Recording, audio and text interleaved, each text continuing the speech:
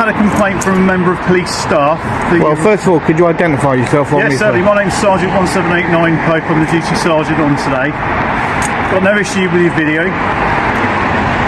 That said, I'd ask you not to video inside there, members of police staff. If your actions cause alarm, harassment, distress to them, you may commit an offence. Okay, right. Well, just so you know, that is a public area, okay, and I'm well within my rights to be in there and filming. Sir, okay. Sir, I'm not saying you are. I'm saying if your actions cause alarm, harassment, distress. Okay. Members of the you listen. As an officer, okay, please listen, you can't be alarmed and distressed. Actually, we can. No, you cannot. You need to look at case law, and you will actually see that you cannot be alarm and distress right in your actual officer's that's the duty. Case of revolving. That's not in relation to what we're doing now. I'm talking about police staff, not police officers. Okay.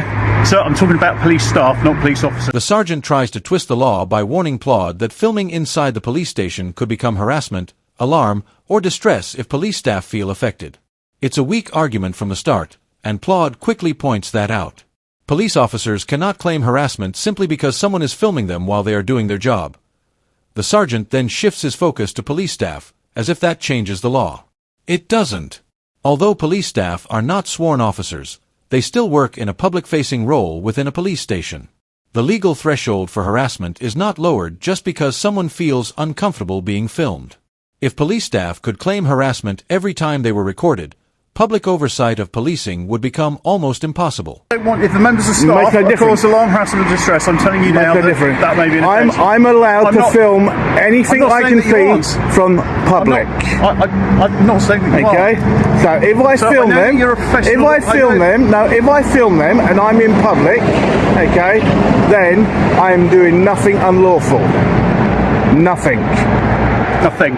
Okay, correct. Right, so if you cause alarm, harassment, and distress through your actions, okay, then you commit an offence on Section 5 of the Public Order Act. Section 5? Okay, so have you got a member of the public that's a complainant? I'm not saying that you've done that yet, and I'm not saying, I'm just advising you. I've got no problem with you videoing here. Well, have you got a member of the public that's a complainant? Well, police staff is not a member of the public. No, they are not. Not when they're actually working. They are? Not when they're working, sir. You need to actually justify that. They are police staff and they're in an officer's duty. When Plod calmly explains that filming in public is completely legal, the sergeant falls back on a common intimidation tactic by mentioning Section 5 of the Public Order Act 1986. He claims that if Plod's filming causes harassment, alarm, or distress, it could be an offense. Sounds convincing, but it ignores what the law actually says. Section 5 applies to threatening, abusive, or disorderly behavior. Quietly recording with a camera through a doorway does not meet that standard. The sergeant is trying to treat discomfort as a criminal offense. But the courts have repeatedly made it clear that annoyance or unease alone is not enough. There must be threatening or abusive behavior. Plod was simply filming from a public place, which is completely lawful.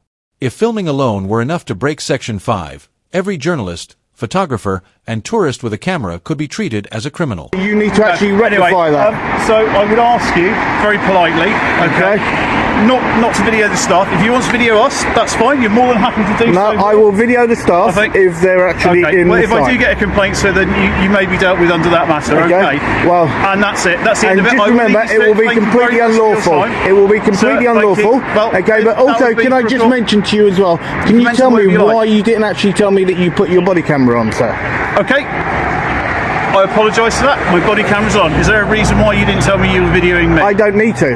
Okay. Under your actual code of ethics. Thank you very much for your time, sir. So go on. Under my code of ethics. Under your code of ethics, under Section 3.5, okay, you're meant 3.5 what? 3.5 of your code of ethics. Sir, there's no such thing as 3.5. Yes, there is, sir. You need to actually look at it. Okay.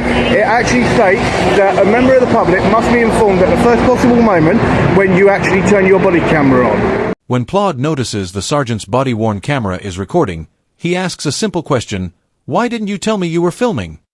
It's a fair question because officers are expected to be open and transparent when recording members of the public. The sergeant replies by asking why Plod didn't tell him he was filming. But there's an important difference. Members of the public have no legal duty to announce they are recording, while police officers are expected to follow professional standards that promote transparency. Plod reminds him that the College of Policing's Code of Ethics requires officers to be open and honest. The sergeant dismisses this, claiming no such rule exists. That simply isn't true. Officers are expected to be transparent because body-worn camera footage can become official evidence. You know, you had ample opportunity in which to actually tell me. Can you wait? Okay, Stop and you talking did for a not. second. No, and let please me don't explain. talk to me that way. What I'm going to do is I'm going to Do give you not a talk card. to me in that Sir, manner. I'm going to give you a card with my details on so you can make a complaint that I didn't inform don't you worry, I will be. that I had my body worn video I will on. be, don't worry about apologise that. I didn't. I was more concerned with your actions at the time. But What, my actions? What, filming in public? Well, no, what you're trying to Filming do... in public, No, sir. what you're trying to do is just bait police officers No, and other people. that's a presumption, okay? What you Well, got to remember, a presumption, not, okay, but- that's your own personal presumption, sir. I'll give you my details. Okay, your own personal presumption, and your own personal presumption So is I'm not gonna argue law. with you. I'm just advising you. Okay, But if you yeah, want to video your in public, you're presumption more is than not welcome. law. No, it's not. Okay, so just I never remember said that. it was. Okay, So don't tell me that I'm trying to bait police officers. You are? No, I would have gladly have had a nice conversation with you, sir, if you would have approached me in a different you were manner. Never intending that at all. Really? Really? You're doing this specifically no, because sir, you you're want making someone to interact another with you. presumption again. I've come out to speak How have to you made it because as I've a had a sergeant? complaint. How have you made it as a sergeant when There you you go. make so many presumptions? Okay, you've made 3 different presumptions. This is where the sergeant really shows his attitude. Instead of dealing with facts, he repeatedly claims that Plod is only there to bait police officers. But that's nothing more than personal opinion. It isn't evidence, and it has no place in professional policing. Police officer, especially a sergeant, cannot decide someone's intentions without evidence.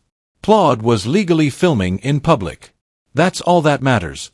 The sergeant's job is to apply the law, not make assumptions. By accusing Plod of baiting officers, he was admitting he couldn't identify any actual offense. Instead of addressing the facts, he tried to attack the person holding the camera. You're going to murder someone next? Okay, is that what it is? Okay, so I can make a presumption, okay, on you, okay, and this is Good only advice, using sir, it thank as an example. So are you telling me then that you would actually murder someone else, would you, sir? Don't do that, you prick! What are you doing? You're such a prick. I'm trying Okay? to come through No, the no, door. you deliberately push that to try and push me over. Okay? And don't make it look like you weren't. Please don't shout at me in the inquiry. I'm not shouting, Are sir. you here for a legitimate reason? Okay? Are you here for a legitimate reason? Well, what I'm here to see, okay, I will Are go you and here see. for a legitimate reason? Do you Yes, need I to am speak here to an for a officer? legitimate reason. Do you yes, need I to am. speak to someone? Would yes. you like to tell me what that is? Okay. And I'll get an officer to Not come you, speak to you. it's your actual inspector I would like to see. But he's not here at the moment, but I can give you the details on how you can contact him. Yep, if you could. Okay, because that was If you completely out of order. If you contact 101... No, I'm not doing it via 101, well, if you want to speak okay? to I will somebody actually do it in office, here. They'll take the details for you. And that I will do. Okay. Okay, but you are absolutely out of order for what you just done. Don't make it look like you didn't do Well, no, anything. that's what It's you all on said. I was camera. walking No, through. was it hell? Was it hell? This is the moment everything falls apart for the sergeant. As he walks back into the station through the revolving door, Plod follows behind. Instead of simply walking away, the sergeant suddenly forces the door to stop, causing the panel to strike P. Loudy. T doesn't look accidental. It appears to be an act of frustration. Senior police officer using a revolving door against someone who is lawfully filming is both unprofessional and unnecessary. When Plod challenges him, the sergeant denies doing anything wrong. But the video speaks for itself. The footage suggests the action was deliberate, not a simple mistake. That single moment later became an important piece of evidence in the legal case, making it much harder to explain away. Stay until the end to find out what happened next. You absolutely talk out your arse.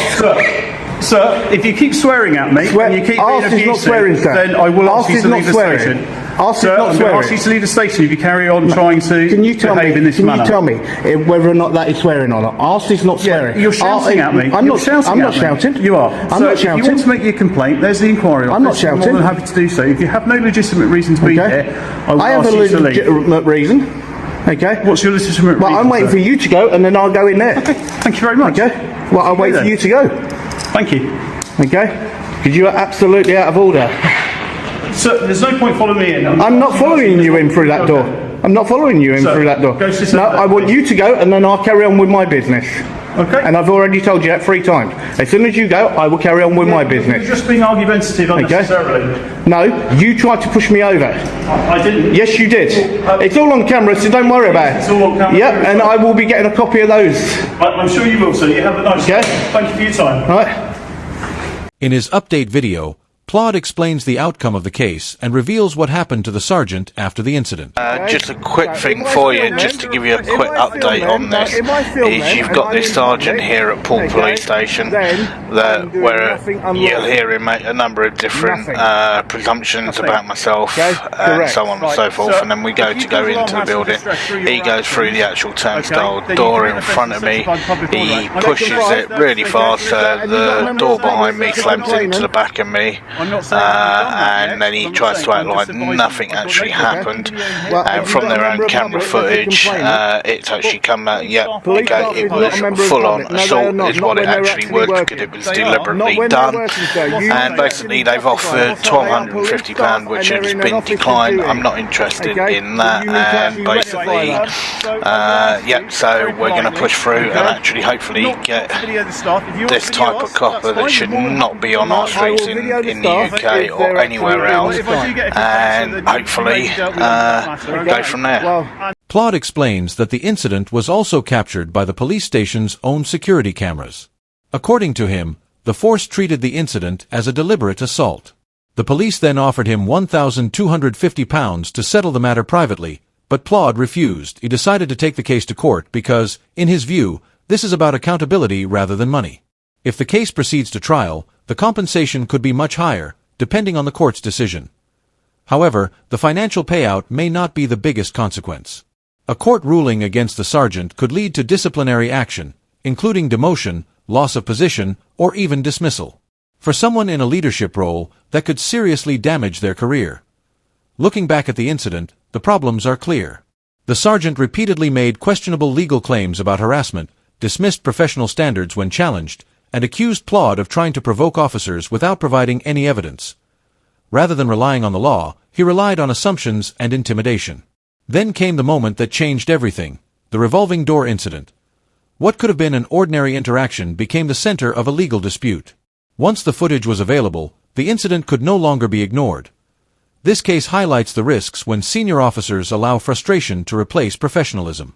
From weak legal arguments to physical confrontation, the sergeant's actions raised serious questions about his conduct. Now the courts will decide the outcome. That's all for today's video.